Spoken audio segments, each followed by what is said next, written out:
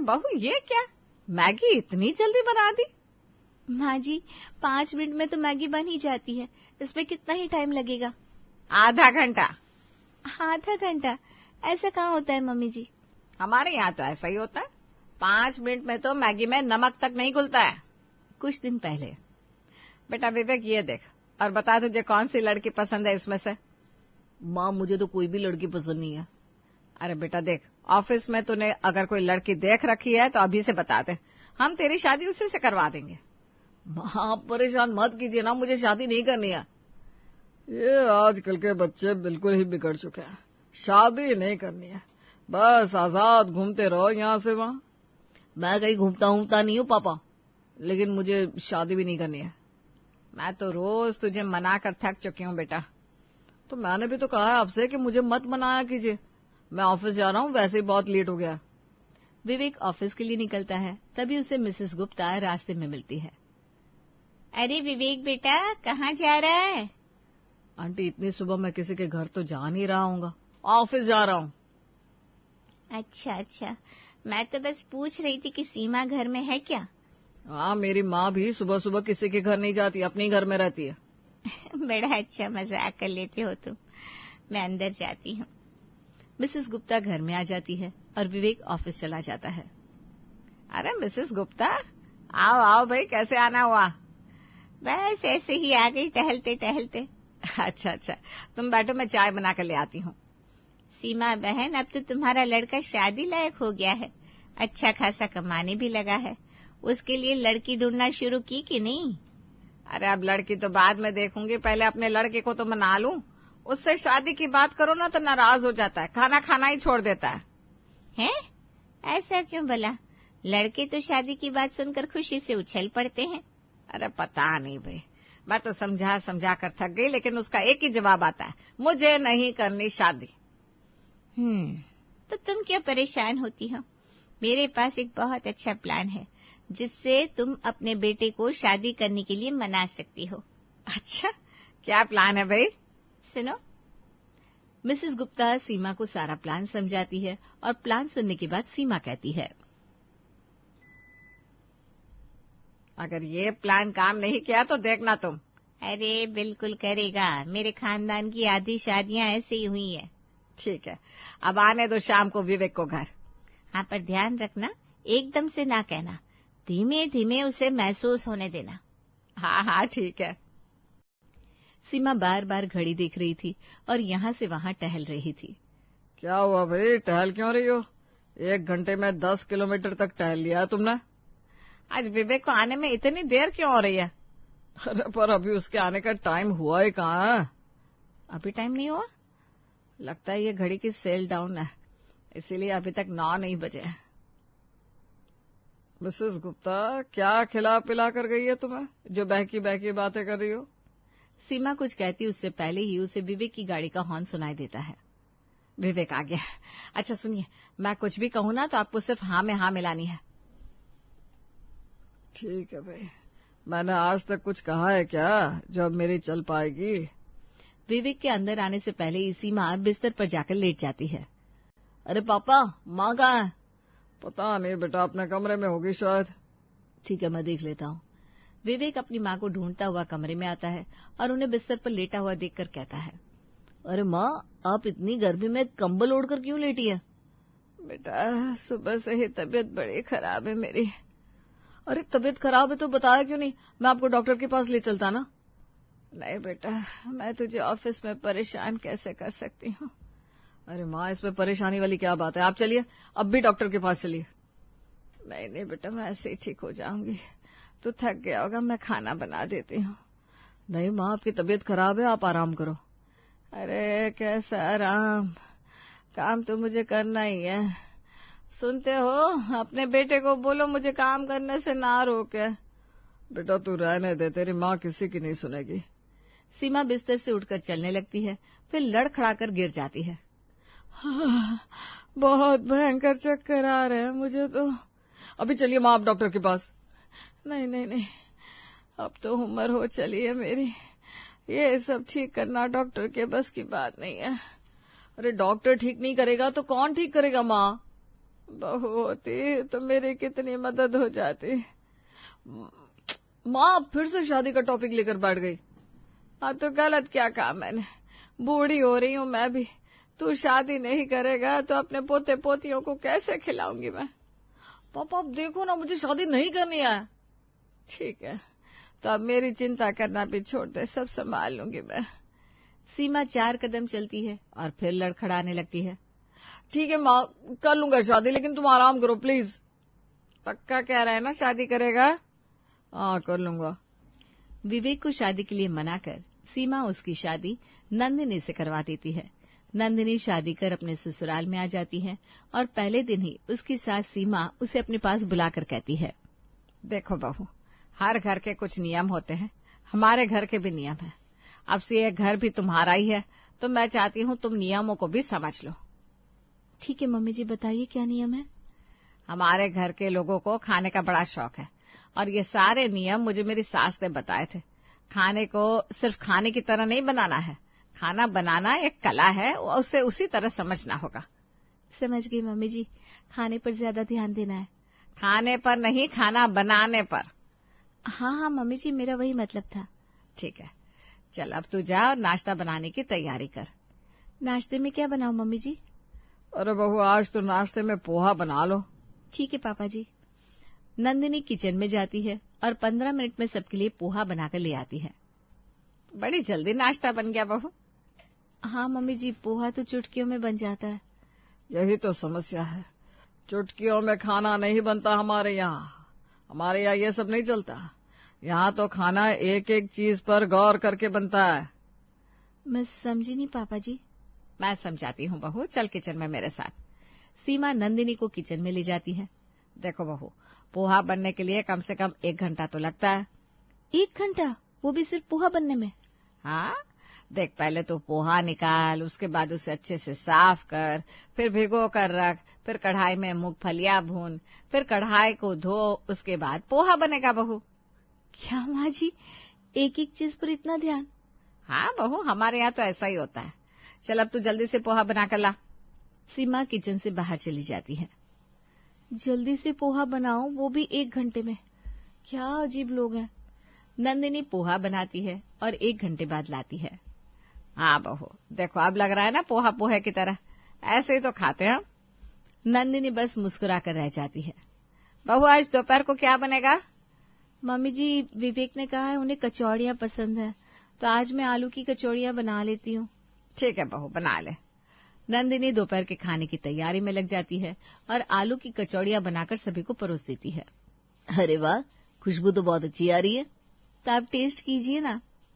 बहू मजा नहीं आया, एक तो ये तुमने इतनी जल्दी जल्दी बना दी, सारे स्वाद का सत्यानाश हो गया। हाँ, और आलू भी अच्छे से मिक्स नहीं हुआ है। बहू मेरा तो मन ही खराब हो गया, तुम बता देती ना तुम्हें खाना बनाना नहीं आता। नहीं मम्मी जी, मुझे खाना बनाना आता है। अगर आपको ये कचौड़ियाँ पसंद नहीं आई तो मैं दोबारा बना देती हूँ। बहू पहले आलू को अच्छे से उबालो, उसके बाद एक एक कर छिलका उतार कर अच्छे से मसाला बनाकर फिर कचौड़ियाँ बनाओ। ठीक है मम्मी जी। सीमा नंदिनी को सारी बातें अच्छी तरह समझा देती है और नंदिनी दोबारा से कचौड़ियाँ बनाने लग जाती है। तभी उसकी सहेली प्रिया का फोन आता है। क्या मैडम, कहाँ बिजी हो गई हो शादी के बाद? आलू की कचौड़ियों में। क्या मतलब? अरे यार, अभी आए हुए ज्यादा दिन भी नहीं हुए और सासू माँ तो छोटी छोटी बातों में कमियां निकालने लगती है। तो इसमें क्या है, ये तो सभी सासों का यही हाल है। मेरी सास भी मुझे परेशान कर देती है कभी कभी। कभी कभी ना, ये तो मुझे हर घंटे परेशान कर रही है। मैंने अभी कचौड़ियां बनाई, फिर भी उन्हें पसंद नहीं आई। अब मैं दोबारा बना रही हूँ। दोबारा बना रही है? हाँ यार, चल बाद में बात करती हूँ, कहीं कोई स्टेप भूल ना जाओ। ठीक है यार, बना दो अपनी आलू की कचौड़ियाँ। 2 घंटे की मेहनत के बाद नंदिनी आलू की कचौड़ियाँ बनाकर तैयार करती है और सबको खिलाती है। वाह बहू, अब बनी है ये स्वादिष्ट। थैंक यू मम्मी जी, अब मैं बहुत थक गई हूँ, मैं जरा सा आराम करने जाती हूँ। नंदिनी अपने कमरे में जाने वाली थी कि उसकी सास ने उसे टोका। बहू एक काम करो, शाम को पुलाव बनेगा तो तुम चावल के दाने गिन कर रख लो। क्या कहा? दाने गिन कर रखूं? लेकिन कैसे? पुलाव के लिए चावल चाहिए या खेलने के लिए? बहू हमारे यहाँ ऐसा ही होता है, तुम चावल गिन लेना। नंदिनी किचन में जाती है और चावल गिनने लगती है। इतने सारे चावल गिनना मेरे बस का नहीं है। वो अपनी सहेली प्रिया को फोन लगाती है। अरे वाह, क्या बात है, आज टाइम ही टाइम है तुम्हारे पास। टाइम नहीं है यार, मेरी सास ने कहा शाम को पुलाव बनाएगा तो चावल गिन कर रख लूं। अब तू ही बता, ये पॉसिबल है क्या? तू एक काम कर, अपने हिसाब से चावल निकाल और जब सास पूछे तो कहना चावल बराबर है, वो चाहे तो गिनकर चेक कर ले। वाह क्या बात है, तूने तो आज मेरी जान बचा ली। नंदिनी चावल निकालकर अपने कमरे में आ जाती है और उसके लेटते ही सास कमरे में आती है। कुछ चाहिए मम्मी जी आपको? नहीं नहीं बेटा, मुझे कुछ नहीं चाहिए। मैं तो ये देख रही हूँ आज तुमने अपनी बेडशीट को अच्छे से साफ नहीं किया है। ये तो साफ ही है ना पहले से। अरे नहीं नहीं, अभी से लो और छत पर धूप में झाड़ कर आओ। क्या मम्मी जी, अभी?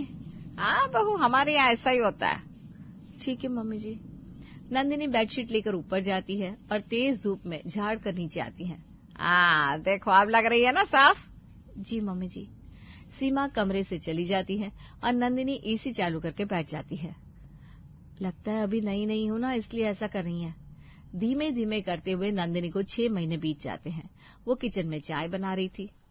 बहू अब तो तुम्हें इतना टाइम हो गया है, अभी तक चाय बनानी नहीं आई? ये क्या है, तुमने बस 10 मिनट में गैस बंद कर दी। तो फिर क्या करूं मम्मी जी, चाय तो उबल चुकी है। अरे नहीं बहू, इतनी जल्दी चाय अच्छी नहीं बनती। इसे अभी 10 मिनट और अच्छे से उबालो, फिर देना सबको। लेकिन मम्मी जी। अरे भाई हमारे यहाँ ऐसा ही होता है, बनाओ तुम चाय। नंदिनी चाय को उबालने लगती है और चाय लेकर विवेक के पास आती है।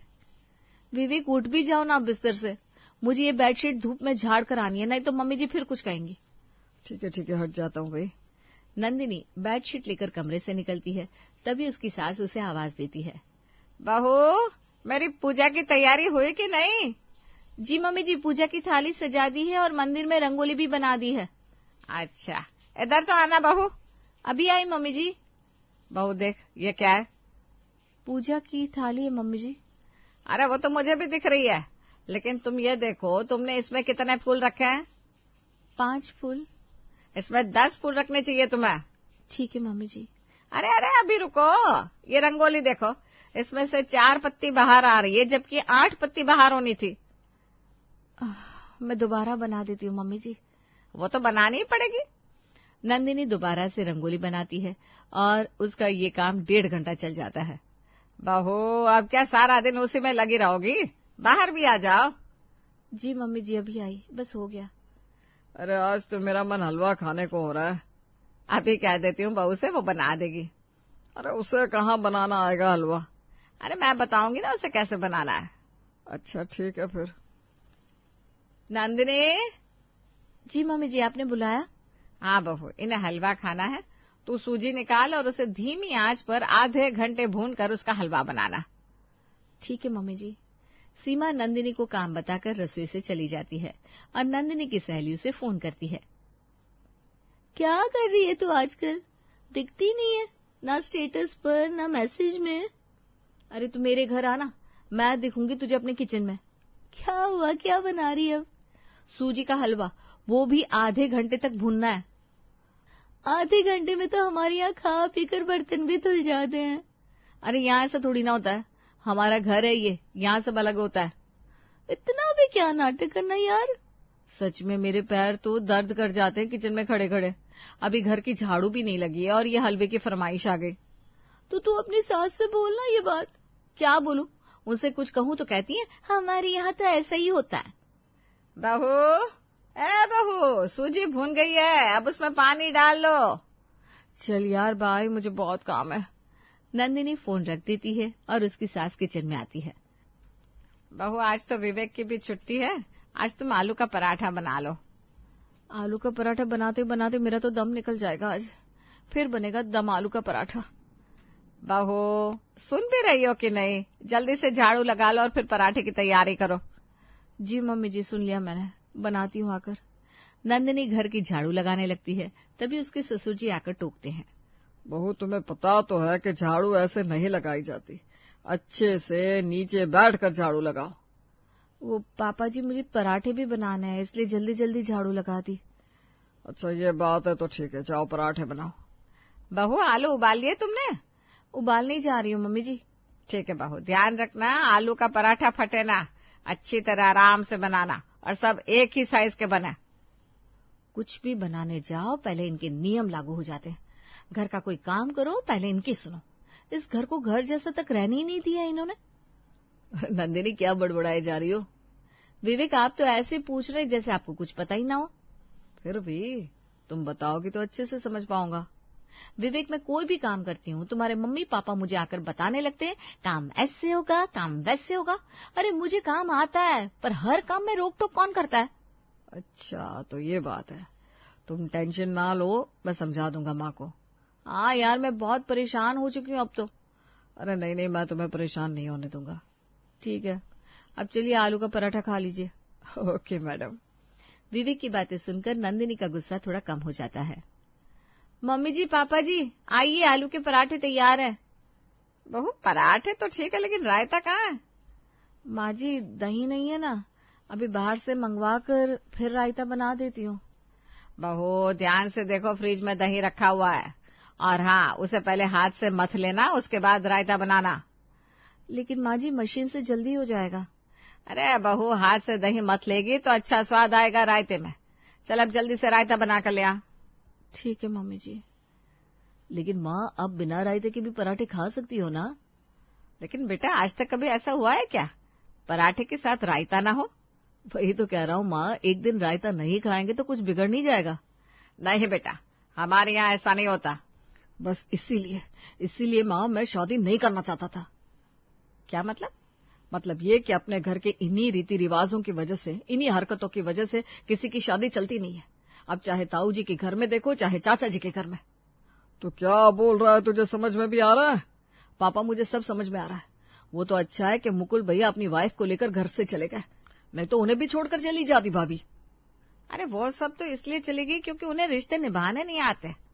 पापा मम्मी नंदिनी आप लोगों से कुछ कहती नहीं है, इसका मतलब ये नहीं कि वो परेशान नहीं है। आपने कभी उससे पूछा कि वो किस तरह से काम करना चाहती है? अरे विवेक जी आप ये क्या कह रहे हैं? बस नंदिनी बहुत हो गया। अरे हमारे घर में क्या होता था क्या नहीं, क्या होता चला आया है, इसे नंदिनी से क्या। अब ये घर नंदिनी का भी है तो उसे रहने दीजिए अपने हिसाब से। बहू तूने क्या जादू कर दिया है मेरे बेटे पर जो वो मुझसे ऐसे बातें कर रहा है? माँ आपको अभी भी समझ में नहीं आ रहा मैं क्या कहना चाहता हूँ? अरे सब समझ रही हूँ। बहू ने मेरी शिकायत की होगी तुझसे। नंदिनी को शिकायत करने की क्या जरूरत है? वो चाहती तो मुझे छोड़कर जा सकती थी। आजकल कोई भी इतना कंट्रोल में रहना पसंद नहीं करता। तो क्या बोले जा रहा है? बस करो सीमा, विवेक सही कह रहा है। अब बारी हमारे बदलने की है। आप लोग बदलो या ना बदलो लेकिन मैं अब इस घर में पहले के जैसा कुछ भी नहीं होने दूंगा। विवेक की बात सुनकर उसकी माँ और पापा चुप रह जाते हैं और नंदिनी मन ही मन मुस्कुराने लगती है।